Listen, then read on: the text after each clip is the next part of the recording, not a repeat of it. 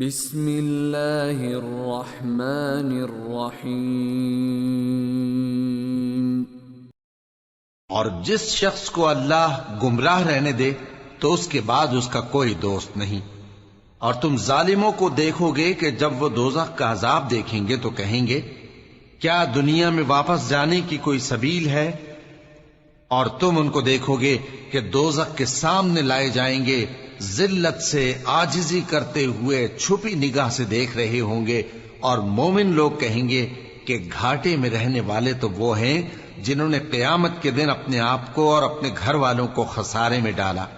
دیکھو کہ بے انصاف لوگ ہمیشہ کے دکھ میں پڑے رہیں گے، اور اللہ کے سوا ان کے کوئی دوست نہ ہوں گے کہ اللہ کے سوا ان کو مدد دے سکیں، اور جس کو اللہ گمراہ رہنے دے اس کے لیے ہدایت کا کوئی رستہ نہیں۔